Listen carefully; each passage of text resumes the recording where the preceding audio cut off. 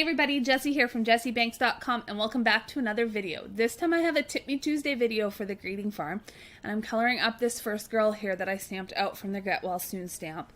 This stamp was released in January of this year, and you can pick it up at thegreetingfarm.com. I'll have the link in the description box down below.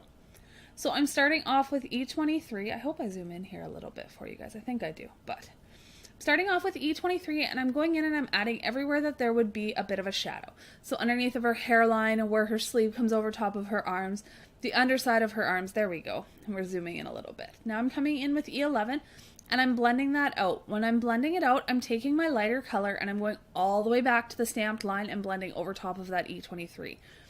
That helps me get a smooth transition between my colors, and you can't see as well where one color stops and the next color starts. Again, with E21, we're doing the same thing. I'm going all the way back to that stamped line, and I'm making sure I go around her eyes, leaving that white highlight. I guess it kind of sat there for a minute, hey? And then I'm going in with E00.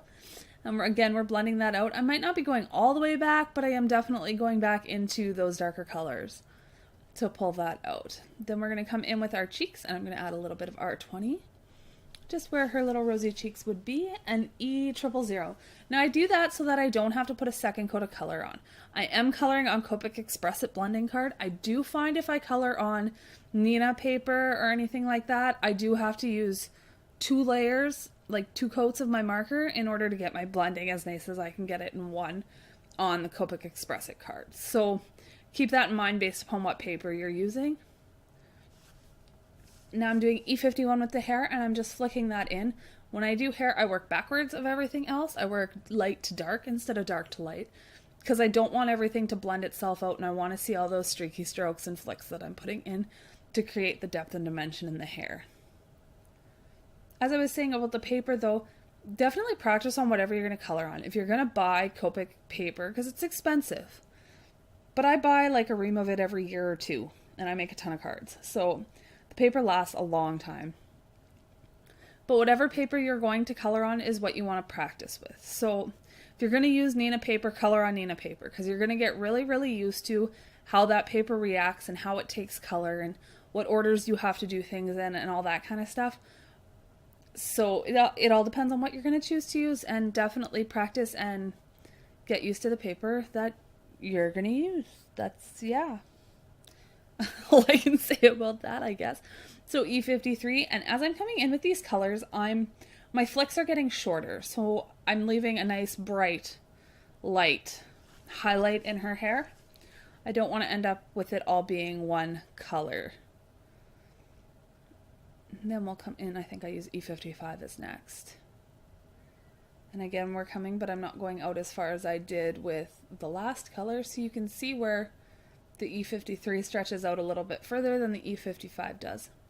This video is sped up to 2 times its original speed, so I am going quite a bit slower in real life than I am here, like half the speed. This image in total took me roughly 10 minutes to color, so.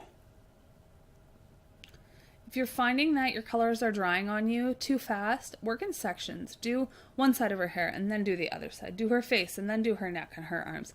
Do her jacket and then do her pants. That way you don't have to worry about your ink drying before you get back to it to add the other colors. It's supposed to be fun and relaxing. Take your time, enjoy it. Now we're going on to her suit here, and I'm using the BVs, so I'm starting off with BV08. I'm going in and adding where our darkest points would be. If you get nervous about going in with a dark color like this right off the start, take the lightest color of whatever combination of Copics you're going to be using. When I'm putting all of this dark color, map in your shadows with the very lightest color. Then you can go all the way back to the darkest color and start there. If you're mapping it in and you put a line in the wrong place and you decide, nope, there shouldn't be a shadow there, well then it doesn't matter because it's your lightest color. You can just ignore it when you go in with your darkest and carry on. So I hope you guys enjoyed the video. We're just going to finish blending this out and then coloring in her shoes, and that's it for now. I do have one more video you can look forward to in the future for sure for Tip Me Tuesday, and I hope you guys enjoyed this, and I'll talk to you soon. Bye for now.